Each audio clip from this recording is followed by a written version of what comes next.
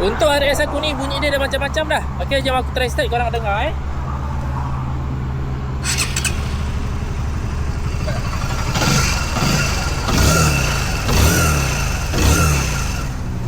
Bunyi dia macam tak kuat pula motor ni kan.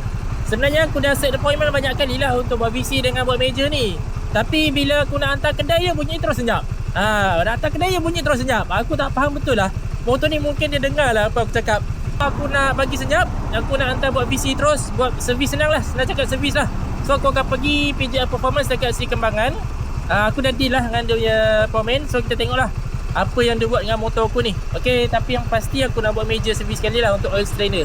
Oil strainer ni last aku buat masa mileage 50,000. So sekarang mileage dah 103,000. Memang kena buat lah kan. Okey, untuk yang lain aku rasa tak ada apa kot. Itu sajalah. Okey, jom kita pergi PJR Performance.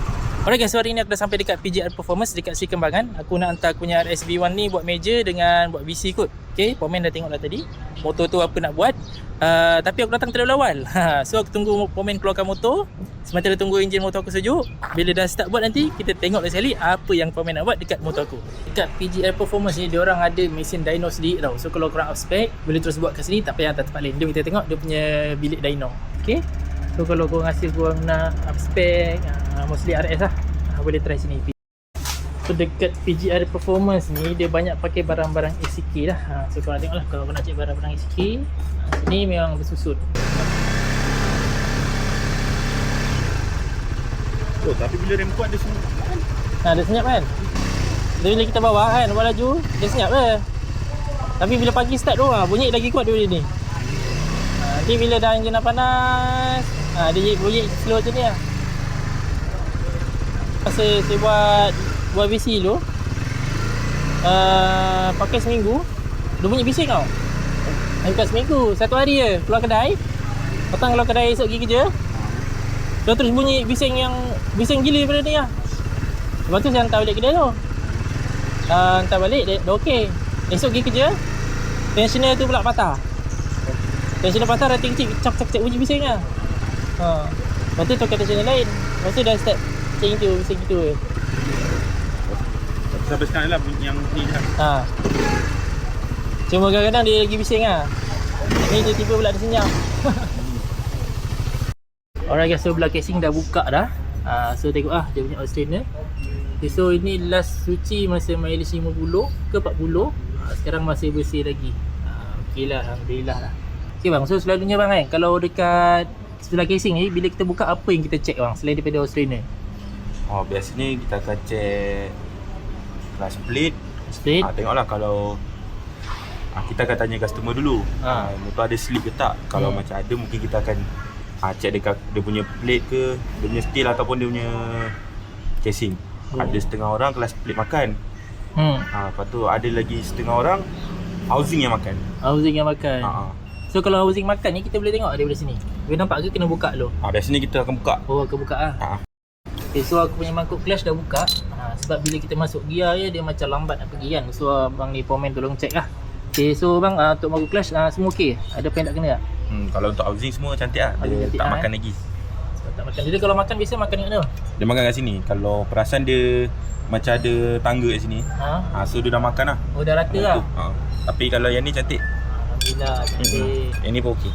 Kalau ni dia makan dia dekat gigi dia. Tak, sama juga. Oh, sama juga? Yang ni juga. Oh, tepi sini lah. Dia akan jadi longkang. Oh, okey. Right. Untuk mangkuk ni clutch plate kalau tak terbakar macam mana bang? Selalu orang macam tukar-tukar, nak cari kita nak terbakar. Kalau nak kata terbakar, biasanya kalau hitam dah tak boleh pakai lah, Jangan cakap. Kalau nak tahu yang tu, biasanya yang banyak kita jumpa yang ni lah. Dia habis dia macam jadi habuk yang tu. Dia habuk lah. Masa ni kira okey, cantik lah ni. Kalau yang ni cantik lagi lah. Sebab dia tak ada ni. Dia tak jadi pecah yang tu. Maksudnya dia macam rapuh lah. Okay, so Alhamdulillah mangkuk clutch pun okey. So ni dekat sebelah enjin lah. So far Alhamdulillah, insyaAllah lah tak ada apa lah bang So sekarang Pomen tengah check clearance shim betul kena shim kan?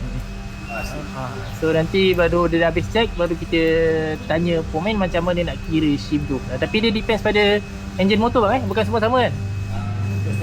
Ikut standard lah. Alright. Alright guys, tadi dah check dah dia punya sebelah clutch ni. So clutch semua okey, oil strainer pun tak kotor, cantik bersih. Walaupun last buat bersihkan oil strainer pada 50,000 mileage, sekarang mileage 103,000. So oil strainer masih bersih lagi. Cuma sekarang kita nak check EBC, nak check dengan shim. Okay, so Pomen baru check dengan shim ni. Aku baru buat itu hari bulan 11, tapi tak tahulah dia dah bising balik. So aku minta Pomen check sekali dah halang-halang. Nanti baru kita tanya Pomen apa masalah shim dia ni sebenarnya. Baru banyak dia longgar lah. Alright guys, untuk motor aku ni Pomen dah check dah heat dia tu. Dia ada macam bunyi pelik lah kan. Okay, dah check shim mungkin dia kata dia akan adjust sikit. Tapi timing chain ok, tak ada apa. Cantik, rocker arm pun cantik, line semua cantik lah. So kita tunggu Pomen adjust shim dia sikit, nanti kita tengok lagi macam mana dia bunyi ke tak bunyi. Tapi tadi Pomen kata sepatutnya kalau ikut shim yang sekarang ni dia bunyi dia sikit je lah. Tapi tak apalah, kita tengok nanti hasilnya jadi macam mana. So tadi yang bunyi-bunyi tu kita dah try lah. Okay, dah shim apa semua, check timing chain semua ok. Rupanya dia problem dia dekat coil ni. Coil dia problem lah. So skru tak ketat. Dia skru tak ketat, dia belaga lah. Api dia tak cantik, so dia bunyi. Kita buat fikir pening kan, rupanya kat situ dia. Okay, yang korang dengar bunyi titik ni, dia bunyi injektor. So injektor ni, dia bila kita pakai set atas ni, dia senyap lah. Nampak ni, tutup ni kan. Dia senyap dah tak dengar dah. Bila kita buka balik, dia akan dengar macam tu. So ini dia injektor lah. Okay, so kita dah settle lah yang bunyi pada plate tu. Itu dia punya api tadi. Skru atas dia tu longgar. So api longgar lah saya cakap. Okay guys, motor aku dah siap. So apa yang aku buat dekat PGR Performance tadi, aku buat servis oil strainer. Dan Alhamdulillah oil strainer memang cantik, bersih. Walaupun last aku buat meja 40 ke ataupun 50,000 km lah untuk oil strainer punya servis tu, tapi tadi buat oil strainer memang cantik, bersih. And then reshim balik, dia check semua ok. Timing chain ok, tensioner ok. Cumanya dia ada bunyi pelik lah motor aku ni that time. At first aku ingat dia shim, tapi bila dia Pomen buka cakap ok. And then bila kita tengok balik, rupanya skru dekat coil api atas tu longgar. So dia bunyi macam shim lebih kurang tau. Tapi kalau shim punya bunyi, dia satu ton je. Tapi bunyi api ni ton dia lain-lain, dia ada 2-3 ton. Dia macam itu bunyi dia. So bila Pomen buka tu, baru jumpa rupanya dekat situ yang problem. Jadi bila ketatkan shim apa semua dah okey dah. Ketatkan skru tu semua dah okey lah. And then kita tukar oil filter dan juga tukar air filter lah. Itu saja. And harga dia pun tak mahal, aku kena 400 ya, okey lah. Sebelum ni aku buat kena mahal kan. Adalah dekat satu bengkel yang ada nama sikit aku buat, aku kena dekat 800. Tapi ni dia murah, hampir separuh lah. Bukan hampir separuh, memang separuh murah dia pun. Right, so hopefully okey, cantik lah. Okay, so itu saja aku punya pengalaman dekat PGR Performance. See kembangan.